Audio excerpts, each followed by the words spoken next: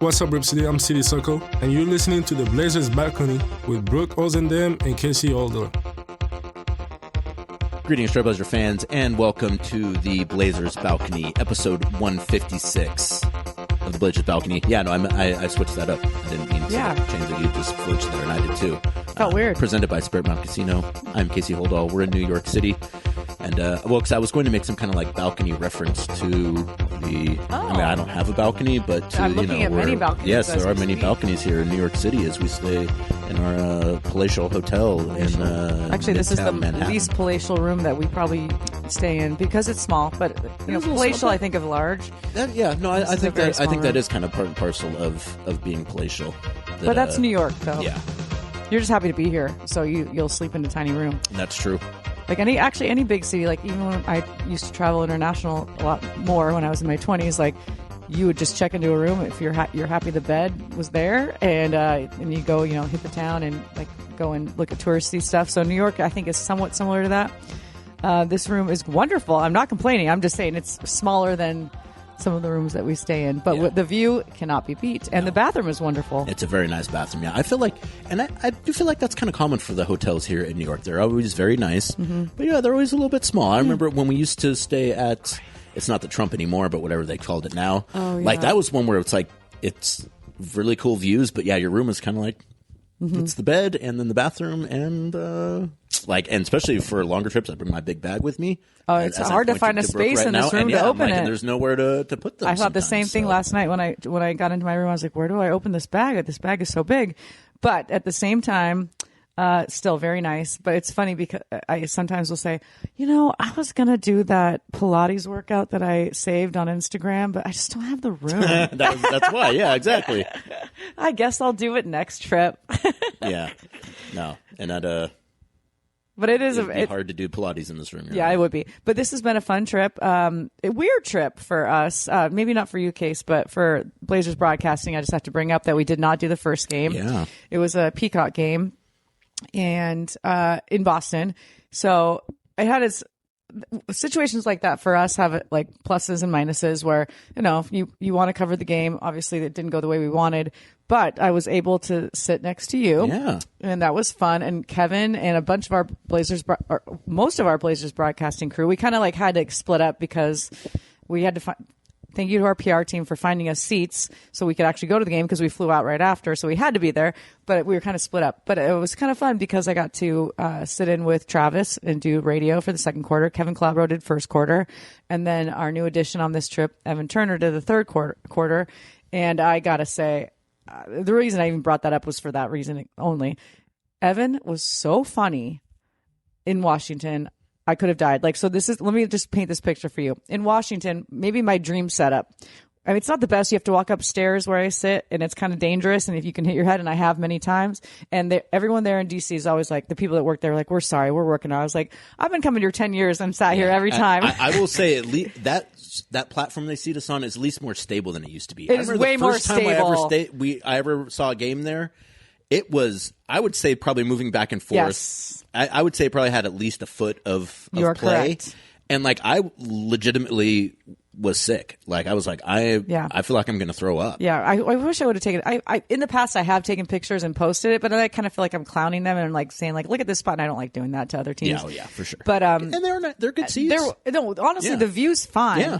But getting down for me to go do my first quarter hit, and Casey was there, I went down early and just stood and waited because I don't know if I would have gotten there in time because you have to go very gently down the stairs so you don't hurt yourself. But my point is that it was Casey, me, and Bruce Ely, our team photographer. And I even said this to you at one point. I was like, why can't we do this every game? This is a dream game because no one else is up there. Yeah, it was just us three. Nice. And then I looked over and all the bunch of the girlfriends and wives were sitting next to us. So it was fun to talk to them. It was perfect. And but the reason I bring this up is because Evan was doing the game with Kevin Calabro. Obviously, Lamar Hurd's not on this trip. And I have it in my ears, so I'm listening to the broadcast, and Casey and Bruce aren't. So I'm just dying laughing, and then I'm like, you won't believe what Evan Turner just said. And so I'm literally repeating the broadcast to them the whole night. Like, wait, is this okay if I tell you? You won't believe what he just said. It was so funny. And I was literally just like explaining what Evan Turner said to you all night. And you seemed to like it. At one point I was like, should I stop doing this? No, it was, and you're exactly right. Like, I could tell you were laughing at things that were on the broadcast, and you did a good job of telling stories. But the thing about Evan stuff is that I would say, I mean, Evan's a funny guy as it is. He's smart. Like, he's got good comments. Like, he's a funny person. Yeah. But I would say a good 20% of it is his voice. Totally. Like Evan's voice is very distinct, and it adds a level. So of what you're saying is me doing Evan is not as funny. It doesn't come across exactly the same way. No, because unless you can do the Evan Turner voice. I didn't want to try. No. And I was just pulling at my neck now to be like, can I do? That's Evan? way better than I did. And also too, I think there's a little I think his voice is like that because of some of medical issues he maybe had as a youngster. So I didn't want to he's told me before. Yeah. It's an ear thing. Well, yeah. So you don't want to feel like you're making fun of it because of that, but he's got a fun voice. It's the best. So yeah, no. Everything he says is 10 times funnier than if anyone else said it. And so I just felt the need to bring Casey and Bruce into every funny line. And then after a while, I was like, this might be annoying for them, so I stopped. No, it was, and I agree, Brooke. It's very fun when we get to sit by each other for games. It's a nice change of pace, and we do every now and then, but not. So I had mentioned we sat by each other in New Orleans, but it's a little bit different when. I don't know that when we're just sitting in the press box watching the game, that feels more like we can talk and kind of banter back and forth. So no, I thought it was really fun, and I'm glad that the broadcast was a good time because the Trailblazers ended up losing that game. Unfortunately, Blazers on a 3-game losing streak now. The last time we talked to you guys, we were riding high, and this time a little lower than we would like. Trailblazers, as I mentioned, having lost 3 straight. They lost to the Raptors 110-98 at Moda Center on Friday on January 23rd, which was the end of a stretch of playing 8 of 10 games at Moda Center. And then we hit the road for 2 games. We leave a day early, get to Boston, have another terrible first quarter in that game, able to rally back, make a game of it, but not get over the top, end up losing that one 102-94 at TD Garden on Monday, and then follow that up the next day. I was going to say the next night, but I think from when we left Boston to when we got to Washington was the same day at that point. So the Blazers lose 115-111 to the Wizards on Tuesday in I won't call that one a schedule loss completely, but there was a lot working against the Trailblazers in that one, and I appreciate none of the players it was brought really up on the talking broadcast. about it. It's so okay. I'm not making excuses here. I'm not either, but it should be I'm addressed. just going to lay out the situation that Blazers were in going into that game versus the Wizards. So there's weather, as we'll probably talk about here. It snowed a lot in Boston. Shout out to the folks in Boston. They do a great job dealing with it. Not as good a job dealing with it in Washington, D.C., by the way, which should probably surprise no one considering it's our nation's capital. But so we get to Boston. It's an 8 p.m. start, a national TV game. So, 1, that's an hour later than games usually start. And 2, national TV games typically run half hour, 45 minutes longer than a regular game. So the Blazers play that game, 8 o'clock start time. It's not a short game. Have the post game. Obviously, a lot of people want to talk to Drew Holiday being back in Boston, want to talk to Rob Williams back in Boston. So that takes a little bit longer.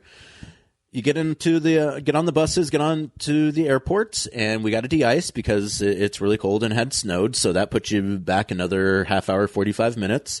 It's not an especially short drive to Logan Airport. You board the flight. You wait for a while on the flight to take off. It's an hour 40 from Boston to D.C. Dulles is incredibly far away from D.C. It's like a 45-minute drive, even with no traffic. So you got an 8 p.m. start. There's weather, so that takes longer. It's a long drive from the airport, so that takes longer. The hotel we stayed at is kind of in downtown D.C., so that takes a minute. Long story short, we get to our rooms at 4 o'clock, basically. So when you get in at 4, you can't have a meeting. Basically that day, you're definitely not – I mean, second half back-to-back, so you don't have a shooter on anyways, but you don't even really get a chance to have a meeting.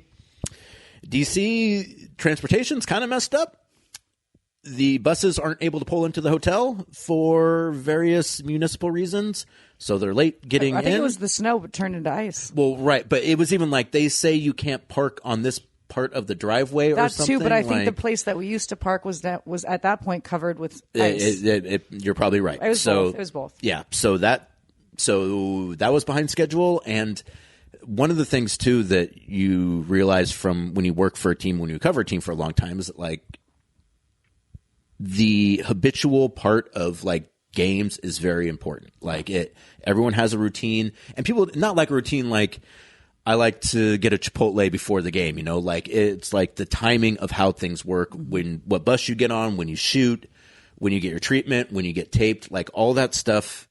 When you have 82 games a year, it's important for those things to kind of be rote and for them to kind of run the same way all the time. It's very helpful for players to have like a set routine that they can rely on that generally stays the same.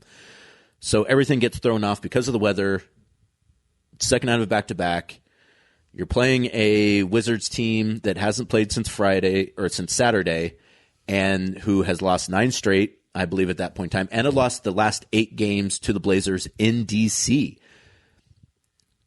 That for me, as soon like when we're waiting for the buses, I was like, I don't have a good feeling about this one, and it ended up going that way. That's not an excuse. The Blazers have enough talent to beat the Wizards. If they had shot better from the free throw line, they shoot 50-something% from the free throw line. That's terrible. They turned the ball over, 20-something times for like 29 points. That's terrible. Mm-hmm. And, missing free throws and turning the ball over. It's not a recipe for success. It's not a recipe for success, but also those are products of being tired. Tired legs. So that's a bummer. Like particularly with as well the Blazers have been playing to, you lose to the Raptors to end that homestand. That stinks, but okay. You lose to a very good Celtics team that you beat in Portland. You had another terrible first quarter. You didn't have Deni Avdija, but you were able to get back into the game. But by getting back into the game a little bit, I think they got it down to within 5 with, I think, like a minute to play, 4 or 5. So it was two possessions, basically. Yeah. And there's like some great, interesting things happened. I'm like, oh, wait, whoa. And then, who hit that? Was it Tumani hit the 3? I just felt like you and I looked at each other like, oh, well, we might have a little shot here. Yeah. No, it did kind of sneak up on me a little bit. I was like, oh, hey, they got a little bit of a chance here. And then I think someone hit a 3, and then I was like, okay, well, that's so much for that. And then we sent Chris to the line, who doesn't miss free throws. The veteran maybe the only veteran on that team. What's his Middleton. Oh, and you're talking about Wizards. I was talking about Boston. Gosh. I've already sorry, my bad. No. Yeah, I mean, but yeah, we should talk about that. Yeah, well, both those games though, there was a shot in the end. They go to the line, and they hit the free throws that the Blazers could not hit throughout the game. Yeah, they shoot 86% from the free throw line, 8 of 21. The Portland Trail Blazers shoot 13 of 23, 56%. That's again, like when you're on the road. You're second out of back-to-back. You get in late. Like those are the kind of things like you can't win if you shoot poorly from the free throw line. You just got to do things that you usually are good at. Exactly. Yeah. Like you have to lean into the things you're good at, and you have to play not mistake-free, but you just have to the things that you can control. Like you really have to control those things. Yeah. And the Blazers did not control those things on Tuesday night, and they end up losing to the Wizards, a team that had like 10 wins going into that game. I think that's what Tiago says a lot. Like you have to control the things you usually control. You can't make mistakes because there's not a lot of wiggle room. Mm-hmm. I think he has a better term, but something like that, where you just can't do things that normally that is a strength of yours, or it should be a strength. Really, I mean, free throw shooting should be a strength of any team.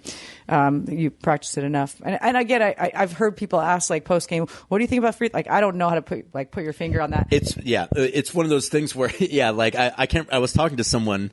When we were waiting into the locker room last night, and it's one of those games where it's like, if you're the coaching staff, what do you say? Like, hey, shoot free throws better? Yeah. It's like, Look more to put it in than miss it. Don't have dumb turnovers. Don't do that the next time. Like, I think you can maybe explain turnovers maybe a little bit. I mean, more than turnovers are a little bit. Yes. You can control that a little better. Yeah. But at the same time, with the free, I've heard that asked a couple times this year. I'm like, I don't know what they are going to say. Like, I wouldn't know what to say. Like, I don't know. I do not know why we did not make our free throws tonight. I cannot explain that. It's been a problem for this team this year. It's one of those things that they've been better lately, I feel like. Donovan's been better lately because he's been talking about, he's like the first to talk about it. He's like, I got to, hit my free throws down the stretch. And he was better. And we should, talk about Donovan. My goodness. He's been an absolute beast and fiery. We've really enjoyed the fire that we've seen from Donovan lately. Yeah. He was mixing up in that in the game versus the Wizards. Yeah. Like there were a couple where like he's kind of like, he just gets a little. Even a jump ball will set him off. Yeah. And I love it. I love it. Going to continue. I'm taking away from your storytelling on. I think I would just it stinks to miss free throws, and when you turn the ball over a ton, like you just empower the other team so much, and particularly I thought Keontae George I thought was really good in that game. Alex Sarr really good. Like they've got talent. Like that Wizards team, they're kind of changing directions a little bit. But they have talent, and you look at their recent games. Like obviously, they had lost. I think 9 straight. They were very close. They were close games. Like and that's another thing that I should have added on to that list of like these are the things that were kind of going against the Blazers. Mm-hmm. Like when you're getting close but losing games, and you've lost a lot of games. It's like you know that you're close, and it's like if we can just get just a little bit more, we can get over the top. And the Blazers provided them just that little bit more, and. So they go from having gotten back to 500 to now being a couple games under 500, 23 and 25 with games versus the Knicks on Friday, Cavs back home, and actually after the Knicks game on Friday, then back home for another 5 in a row at home going into the All-Star break, or almost into the All-Star break. So a chance to kind of get right again for the Trailblazers, but they gotta reset a little bit. They gotta get guys healthy. I think. I didn't really see this a ton in the Wizards game, but I saw a lot of people saying that Deni said that they didn't think he looked right in that game. I thought he looked all right. I mean, like I think he had some turnovers that we don't usually see. Well, I mean, and the way that he plays, he does turn the ball over a bit. Yeah, if a guy's going to attack nearly every play, like that's just going to happen. But like I asked him that briefly, like in the post game, because we had he came out into the hallway rather than us going into the locker room because there was a lot of media, international media for him. And, I asked him just about the game in general. Asked about Donovan and like creating second chance shots because we talked about that on the broadcast that it was like the offense wasn't flowing. So it was essentially like Donovan rebound, put it back, or find someone in the net. Like second chance points was the offense there for a while in the second half. Anyway, and then I asked him after that about how he was feeling. I asked him that because he kind of seemed like maybe he wanted to answer that. And he said, I'm not, with the back stuff, it's not necessarily like a thing you just recover from. Like you can go. So he's very honest. He's like the back stuff is tough. Brooke, you got experience with that. Yeah, back stuff is no fun. And so he said it's just like you never know. Like you can go out, you could feel great at the beginning of a game, and then halfway through you're like, oh shoot, it's tightening up. I was not foreseeing this. He didn't say that, but he just said back stuff is tricky. And so he kind of alluded to that maybe he wasn't 100%. And again, Casey, we're not here to make excuses, but that you have to factor that stuff in. Mm-hmm. Deni didn't maybe seem 100%. Even Tiago said that when we talked to him after. He's like, he made some turnovers that were, we understand they happened with Deni, but he could have been better. And like that, I think it's kind of like the perfect way to answer. Like we've seen Deni go for triple doubles this year, so it was one of those games where too like this guy, the pressure on him, I cannot even imagine. We were at Washington and it felt like we were in Portland. And another one too. And Deni being back in Washington, they lost to the last game. Obviously, the last game in. The Deni came back, but he got injured in that game. He only played like 4 minutes, so this was kind of like the second time for him to come back. And that's another thing that if you're the Wizards, you're like, we don't want to lose to this guy. Totally. Like, and also, I guarantee the Wizards are sick of hearing like, boy, why'd you trade Deni Avdija? Look at this guy. He's fantastic. Like, why'd you do that for? So I guarantee that the players in that locker room are tired of hearing that too. For sure. So that's another motivating factor for them. Again, and that's just one did not set up well for our Portland Trailblazers. No, and I said this on the broadcast. I don't know if you heard me, but I talked to a bunch of fans. I know you did too, but people that were in Deni Avdija Portland jerseys, and I said, so I asked probably 6 to 8 of them, so are you a Portland fan or are you a Deni fan? They're like, oh, no, we're from half of them were visiting from Philly or from New York or whatever. And they're like, we have always been a Deni fan. And the other half are like, oh, we were a Wizards fan, but when we got Deni, we were so excited because I love him. We love Deni. And then when Deni went to Portland, he's like, I think one of the kids said, I pulled my Washington Wizards jersey off and I went straight to the internet. He's 16. He's like, and I ordered my as soon as you could, went on back order to get my Portland Deni jersey because I'm just a Deni fan. Wherever Deni goes, so now I'm a Trailblazers fan. So the fandom for him, and we've discussed this ad nauseum on this podcast, maybe me the most, but it's just I've never seen anything like it. And so I just mentioned that on the broadcast that fans are more so a Deni fan than the team itself, that wherever Deni goes, they will be a fan of him and they will take off. Hopefully this never happens. If he left Portland, they would, wherever he went, they'd get that new jersey and be Deni fans again with whatever team he's on. But so that has to be a ton of pressure on someone. I mean, good pressure too, because I meant when I said that it felt like Portland he hit a 3 in the, somewhat late in the fourth, and it was so loud. It really felt like we were at Moda Center. Yeah. I was like, that's crazy. And that's so I feel like we have such great fan support in Washington, D.C. That's true. It's number one. I feel it's so weird. It really is. I think, there's obviously a lot of people that live there because I think for work. And sure. I don't know.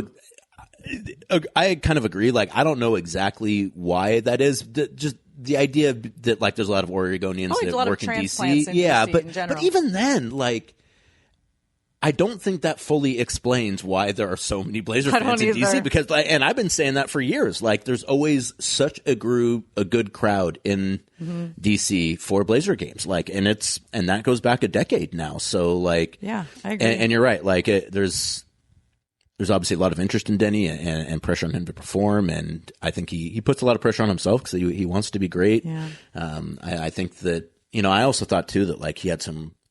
I always really appreciate the way that he talks about kind of being in Portland. Oh, he was so sweet last night. The way he ended his media last night, he's being like, hey, I have a home there. It's important to me. And I think that the team going out and getting him too, I think kind of means something to him. He felt wanted. Yeah. Well, I asked him that in a walk-off interview, maybe 2 months, maybe a month and a half ago. And I said something about, I know what it was. When they were chanting, Blazers fans, Rip City was chanting MVP when he was shooting a free throw. And I said, I have to assume you heard the MVP chants.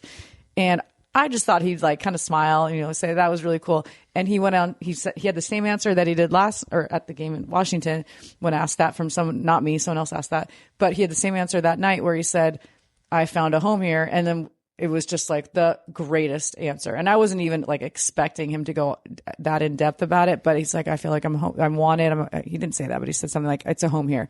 And then someone from Washington asked the question that Casey's talking about. And I remember thinking, is he going to say the same thing he told me? Because he was standing in Moda Center when he answered it. Now he's standing in, Washington, D.C. from a Washington, D.C. A Wizards reporter.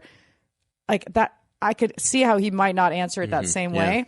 And he did. He said the exact same thing. And so I'm like, I love that. He felt good enough but he still gave a ton of respect to Wizards fans. He's like, you guys, the people here are wonderful to me, but I have found my place in Portland and they have figured out the best way, for me to be successful. And it was just the best answer. And I was just a proud mother, watching him going, oh, I knew you were going to say it. You're doing great. And then afterwards, I told Casey this before we started.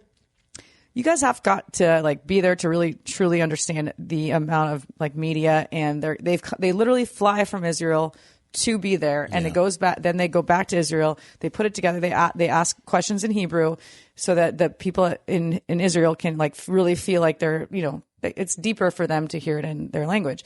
And I understood this, and they were very sweet. And they asked Casey and I, we don't want to step on your toes. I was like, if you don't mind, we'll just ask some questions for the post-game show back in Portland, and then you can ask in Hebrew. And everyone was great. We're all one big family.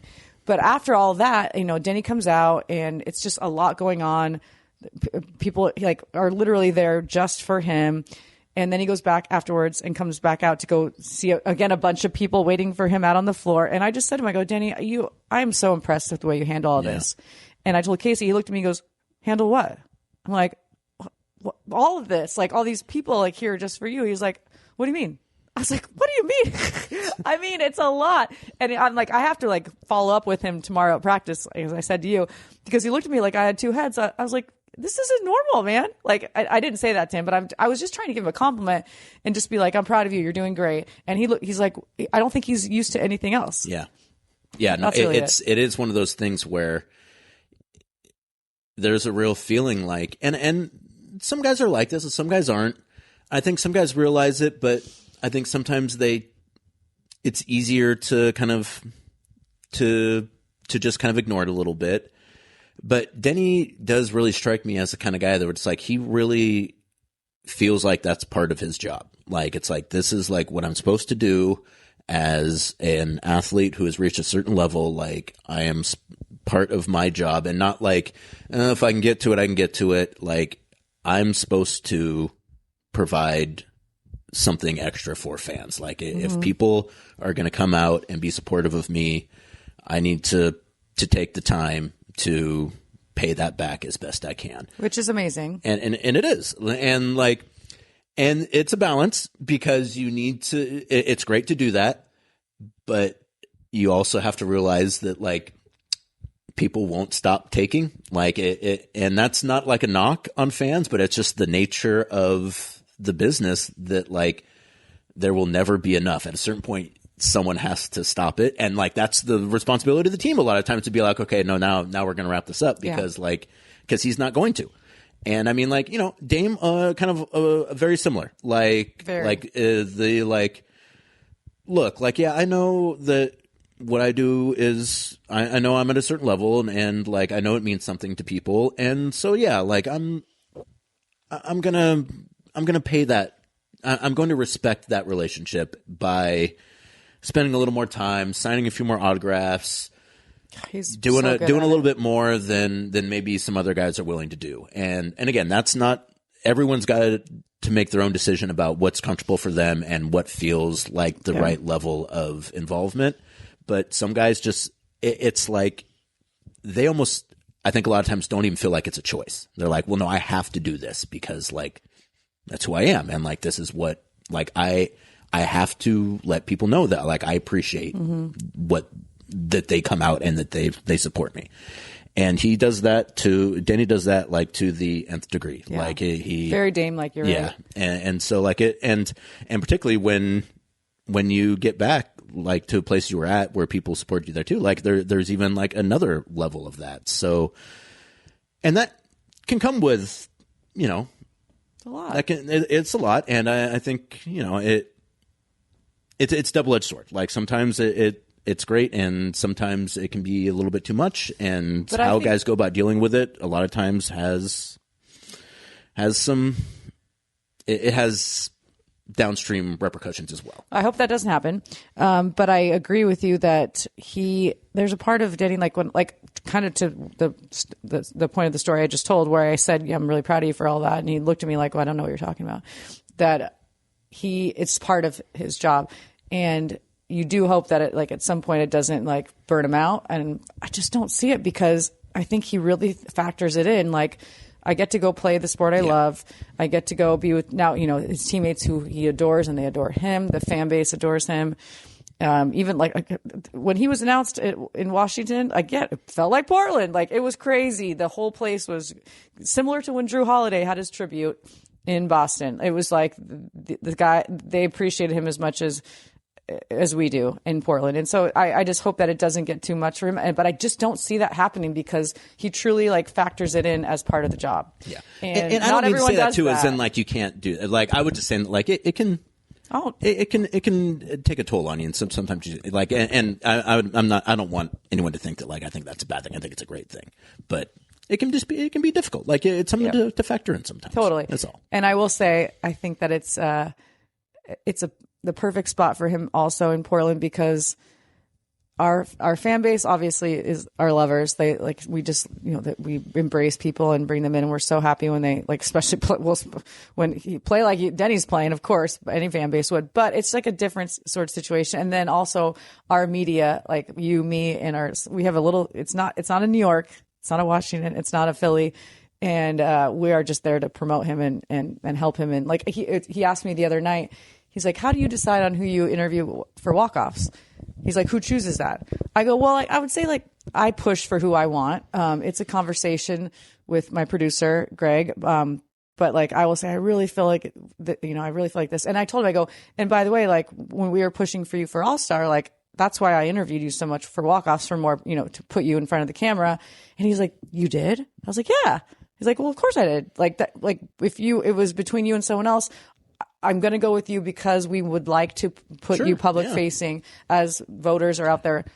Just get your face out there. Try to be strategic. And he was like so grateful. He's like, that is really nice of you. I was like, well, you're welcome. Yeah, you're right. That is nice of me. You're right. Yeah. I mean, but it was like, I didn't think twice about it. Yeah. Like if it was between him and someone else, obviously now that after All-Star, like Donovan the other night, who had 17 and 20 and who had like crazy night we didn't win that game, but like that would have been, there were like 4 or 5 people that you could choose from. But just if it was that situation before All-Star, I just automatically went with Deni because we were pushing him for All-Star. And he had no idea. He's like, that's really cool. I was like, well, yeah, of course we were. And he's like, well, I really appreciate that. Yeah. No, we have a little influence, so we try to use it. Well, it was just to put him in front of a camera so that might go like to NBA.com. And then people are like, oh, Deni had a triple-double night. Wow, I would not have known that. Yep. And so it's just something that we do as people that are here to promote our, guys on the team. And so it was just funny. Like I assumed he would know that, but he did not. And he was very grateful. I thought, since you mentioned the media element too, I had a fun interaction with someone who was in town to cover Deni. And when I was walking out of the locker room with him, he was like, everyone here is so nice. And he's like, I could just talk to anyone in the locker room here. He's like, I can talk to Drew Holiday. I was like, yeah, it's a locker room. But like, yeah, you're welcome to. He's like, I think a lot of the East Coast, particularly people from New York, it's like it's a gaggle of media, and like we're everyone's kind of like talking over each other, and it's life was a little slower out in Portland. I wouldn't want to be anywhere else. Like we joke, like I feel like you and me are very much like we were meant to be in that area. Like that's our home. Yeah, that's I'm an Oregonian. Like, that's. I mean, I'm a Pacific Northwest. Yeah, I know you're an Oregonian. I can't say that. I wish I could. I mean, I could live in Vancouver. That's true. That would be fine. But it's like a perfect fit. Like our fan base, you, we're adorable little weirdos. I'll say about you. Yeah, thanks, I'm just a weirdo. You're adorable weirdo. But we would just work weird. We work well with our this. It's where we're supposed to be. Like I would not thrive in working for the New York Knicks. I know that. Jeez, no. I would like cry every night. Just because it's a tough situation where the media is, like you mentioned, cutthroat. That just wouldn't work for me and my sensitivity. But Portland, perfect. Yeah. Well, and we were talking about it before when we were here in New York last year. That was obviously Deni's first year in Portland, and he had started to kind of take that next step, and so there were a bunch of Israeli media in town, and they were there. Brad Pitt was there. You talk about like coming just to do that. So when you're in that situation where you're like, this is my one chance. They sent me all the way out here. I get one shot to talk to this guy. Like they took that shot. Like, and they're like, I am not going to miss out on my chance. I've never seen anything like it. To talk to Deni Avdija. And it was like it was a different kind of media. It was crazy. I look at Casey. It's me and Casey, and then usually it's just the two of us, maybe one or two other people at most. Like, and then they came in, and they were again very nice, but like again, what Casey's saying is totally correct. They had one shot. Like this is their moment to ask in Hebrew. I believe they asked all their questions in Hebrew, and so it was. I think we did talk about this on the podcast. I assume we would. But they got as close as they could to the podium. I mean, it's not a podium; it's a small table. Yeah. And but they put all their phones, their mics, everything was there. And then they scooted up like an inch away from the table, and Casey are like 3 rows back. Like, what are they doing? Like, their mics are going to work. Like, they don't need to be that close. But it was really cute. They were getting so closer excited. and closer as it kept going too. No, like, at one point, the lady that was there, was again, they were all very nice. Yeah. She might have been a foot from Deni's face. I was like, give him some space. But it was, again, and we've heard this before, and I've said it before.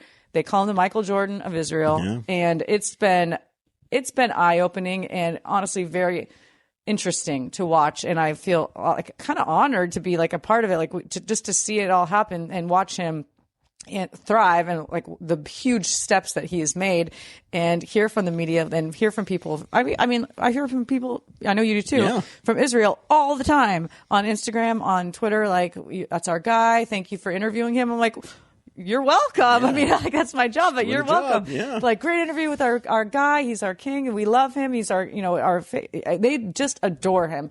And so it's been fun to come along for the ride and to see it, like, again, the huge leaps that he's made this year. It feels kind of cool to be a part of it. Yeah, absolutely. And, hopefully that the back issue that he has will kind of resolve itself. The Blazers with 2 days off, as I mentioned before, facing the Knicks on Friday, 4:30 start time for that one as well.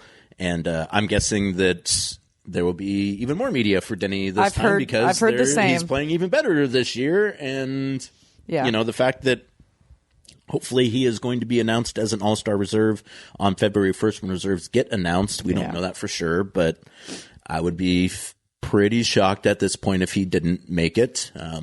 If he doesn't make it too, the people are going to freak. I'm not even out. putting that in the atmosphere. Yeah, so hopefully he'll be available for that one. And hopefully everyone will be available too, because I feel like that's also one of the things that recently has hurt the Blazers a bit is when you get guys back, it's great. But it does take a little bit of time to kind of reintegrate guys back into the lineup, particularly with the way they were playing with Deni, like him having the ball so much like that. That's going to take a little bit of transition. And that transition is even more difficult when guys come back, but then they're kind of in and out of the lineup. Like, it's hard to develop a chemistry and just kind of get back into a rhythm when you're getting guys back into the lineup and, they're playing one game, but then not the next. Like that's tough. It's tough. So, totally tough. With a couple days off, hopefully everyone able to get as healthy as they're going to get and able to go for that game versus the Knicks. We will have a practice on Thursday here in New York City. So, a chance to maybe address a few things and, hopefully, break that losing streak that the Blazers now have, which is 3 games when they've faced our good friend Josh Hart and the New York Knicks on Friday, January 30th. So you did mention something, and I wanted to mention it because it's something that I've thought about a bit. You mentioned kind of Tiago talking about kind of how the team played, and one of the things that I've really come to appreciate about Tiago is that he never takes the opportunity to like use stuff as an excuse.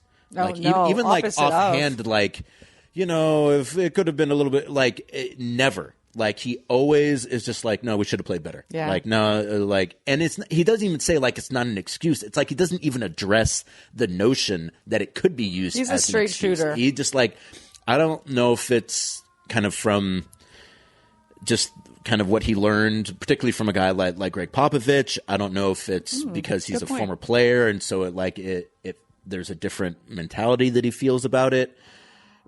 And coaches in general don't like to make excuses because you don't want to kind of put, to your point, you don't want to put that out into the world. Mm-hmm. But again, like that game versus the Wizards, like you could have mentioned like you could have bare minimum mentioned like, well, we got him really late last night. Yeah, nothing. Like, not willing to even entertain the idea that like there are outside forces that might kind of result in us not winning games. For him, it's like, no, we should win. Yeah, and kind of like a little piece of that too was when we were at practice the other day. The Blazers get back to 500. Everyone's kind of like, yeah, we're 500. Like, we haven't been 500, at this point in time in the season in a while. And Tiago's response is like, why are you guys happy with being 500? Like, I love that. Why is 500 the goal? Yeah. Like, we should be better than that. Like, and I was like, that's true. Hell yeah, Tiago, way to go, man. Like, and again, like, a lot of times there's just something to be said about like celebrating your achievements and like putting them in the proper place, and then but also saying like, but we're also not satisfied.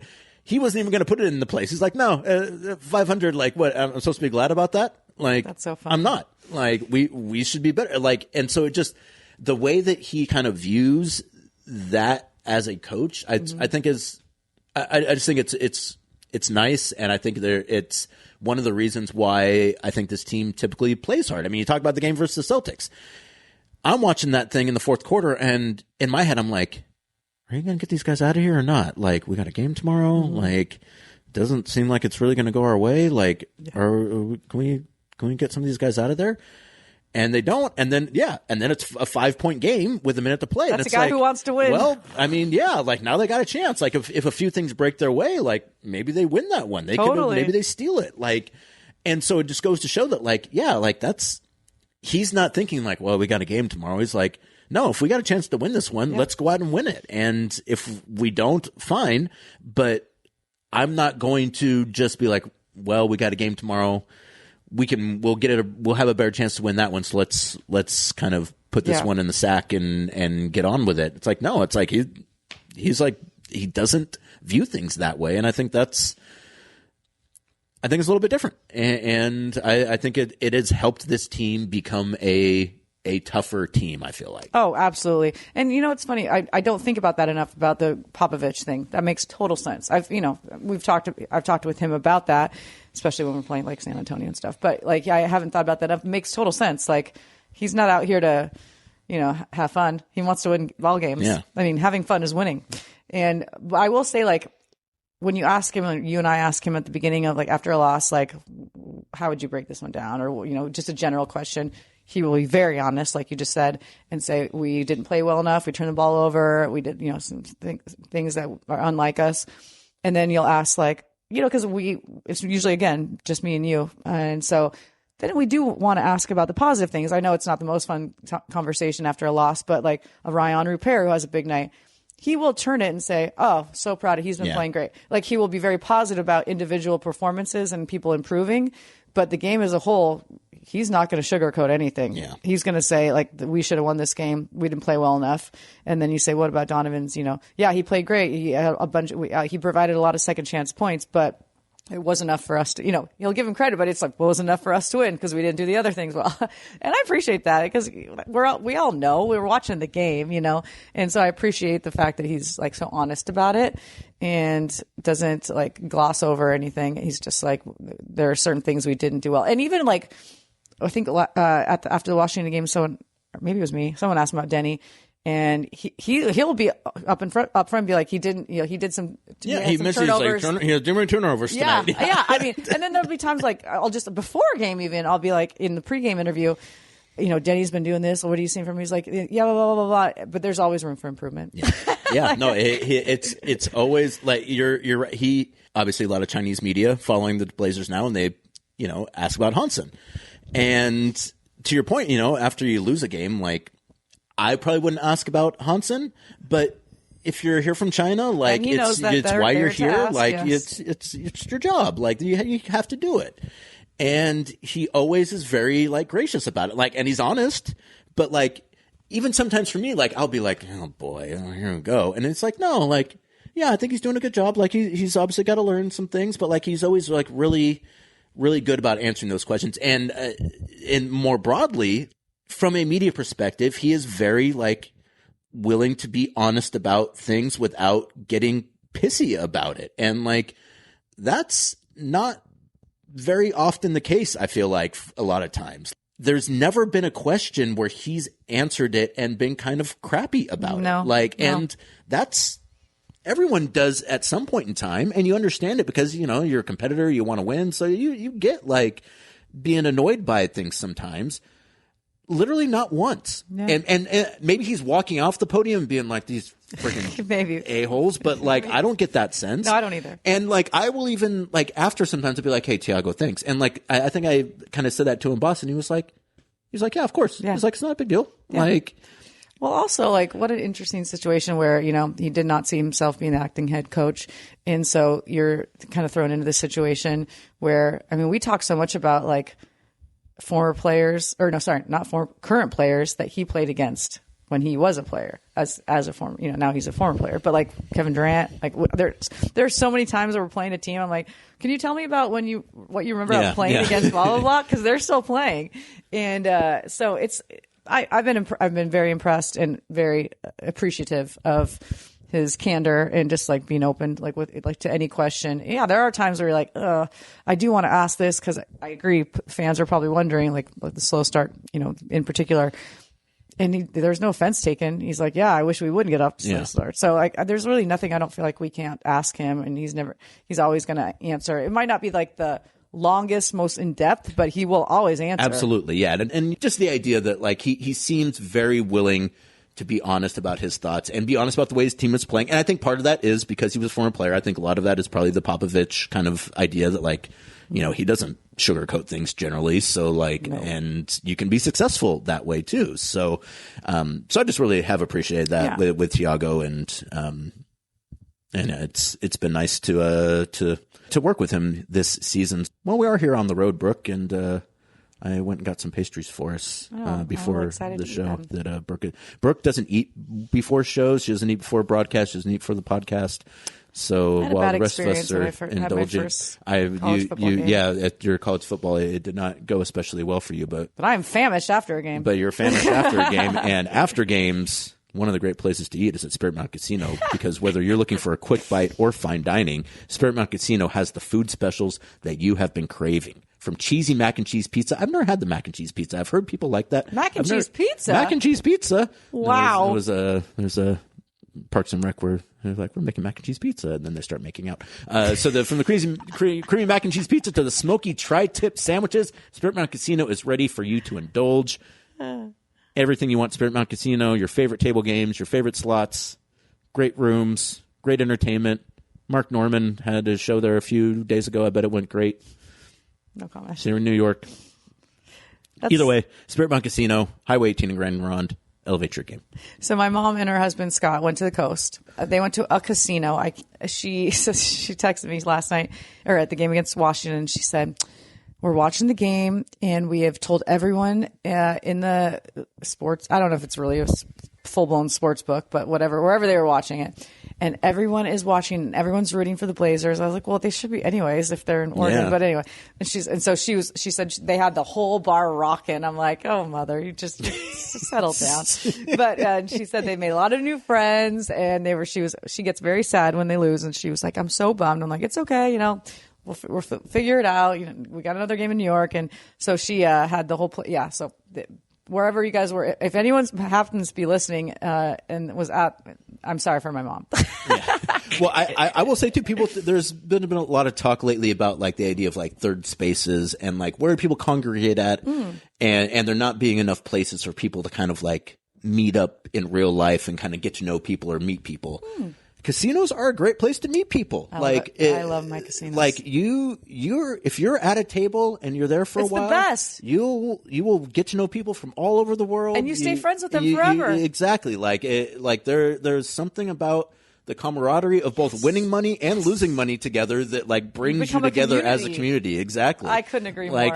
Like at the craps table, like you're gonna meet people, and craps like table for sure. if you're playing blackjack, like you get to know people there too. Except when you're sitting at a blackjack table and someone has never played before, then everyone else at the table gets mad at that person, and then you become a community against that person. But if they're not willing to take advice. They're not. Yeah, no. If you're willing to take advice, a person that's never sure. played before can be the most fun person at the table. That's so true. No, you're right. But if it's someone who is like, they think they know what they're doing, and they're splitting tens and things like that, then it's like, we gotta. Nothing makes me madder. And because like the way that they play does have some effect on your ability to win, like you're allowed to kind of be like, hey, 100% affects your cards. My card should have. If you had played it right, and I would have played it right, I would have gotten that card, and we both would have won. That's exactly what I'm saying. You're screwing up the entire table. I know, Brooke. I'm just explaining it, but it's like people who play like the do not pass line in craps. They're basically betting against the rest of the table.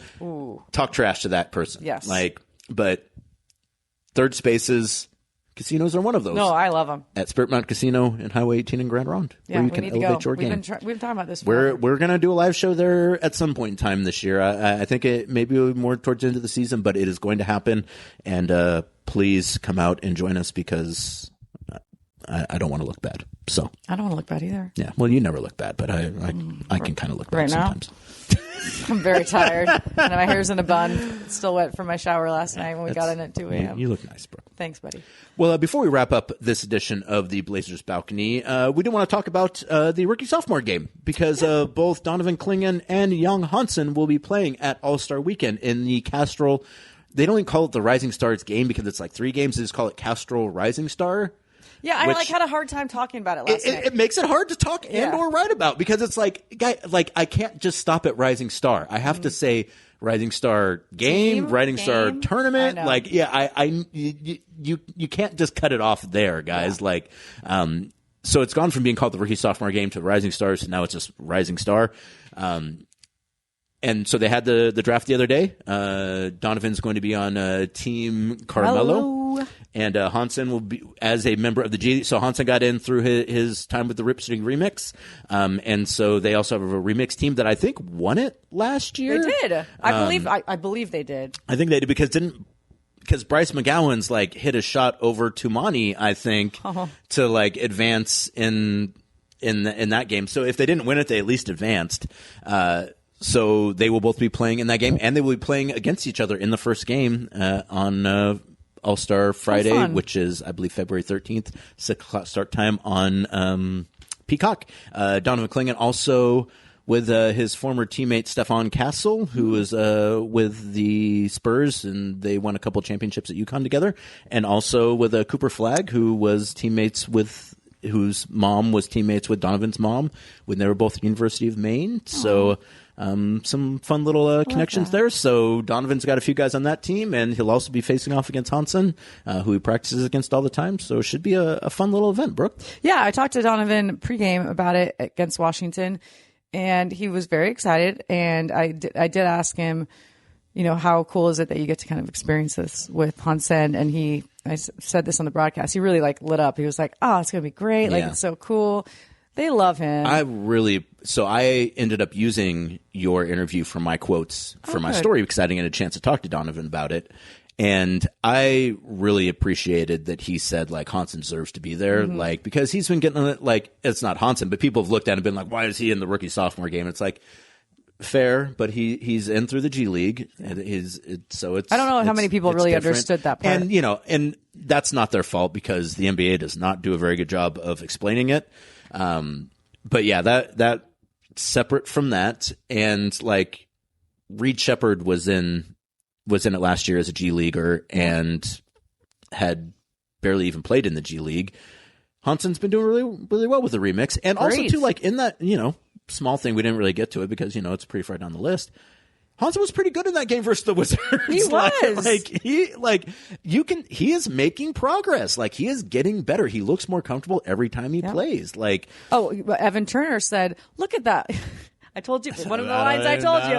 Look at that ballerina. Look at that twinkle toes. Because he does have really great footwork. Yeah. It's something that you can tell he really works on. He was great. I was happy that he got in early. You and I sat by a bunch of young Hansen fans. I don't know if you had a chance. I talked to them before you got up there, but it's so cute. They this guy I met. He was there to watch Hansen, and the second he went in, he turned his phone on and literally took a video of him the entire time he played. I'm sure, yeah. And I'm wondering, does he just? I was curious, does he just go home and watch it, or maybe he posts it? He probably posts it. But he the entire time he played, he was just taking a video with his phone. I mean, he might have been streaming it too. Oh, maybe that's possible. I didn't even think about that. That's a good point. But I thought that was, and Tiago was asked about it, as you mentioned, afterwards, and he said he played great. Yeah, the way that you talked about kind of the Israeli media with you and Deni, that's what I get with Hansen and the Chinese folks. They're always we really appreciate how nice you are to Hansen. You're so. Yeah, he's a nice guy. He's a good kid. What would I do with exactly. But they would seem very appreciative of being hey, and it is kind of a thanks for taking care of our guy kind of thing, which totally. And so I'm really happy he's going to be in that game. He was going to be in Los Angeles, I think, anyways. And yeah, obviously, it's a huge market. The NBA obviously does want Hansen involved in things. I don't think that we need to not be honest about that. But he has cause to be there because he's played well in G League this year. So that'll be fun, and that'll be another thing for Blazer fans to watch. Hopefully, they'll have that game on Friday, and then hopefully, as I mentioned, Deni will get announced as a reserve for the 2026 All-Star Game, which is on the 16th when does that come out? Of February. February 1st is when they announce the reserves, which, it's been so. It used to be when I know there's something going on out there. When it used to be when ABC had the contract rights or ESPN, like they were always like very adamant that like this is going to be a show. NBC doesn't seem to care as much, and so like they're more just announcing things kind of like when they feel like it. So like the rookie sophomore announcement was supposed to happen, I think at like 6:30. It didn't happen until like 7:15. And so we were when it was at 6:30, we were like, oh, that's when Tiago goes, so we'll be able to ask Tiago about it, and we'll be able to talk like right before halftime. I feel right, like. and so like it took forever. So them announcing it on the 1st, which is a Sunday. I'm assuming they maybe have some games on that day, but like, long story short, like they don't seem as concerned about like making it a television show, which I really appreciate actually, because a lot of times that stuff will leak and they'll be like, well, no one can say anything until the show's over. It's like, it's already out, guys. Like, do we really have to do this kabuki theater of like, oh, I haven't seen anything about who's going to be in the All-Star game yet. Oh, they just got announced on TV. Now I know. It's like, no.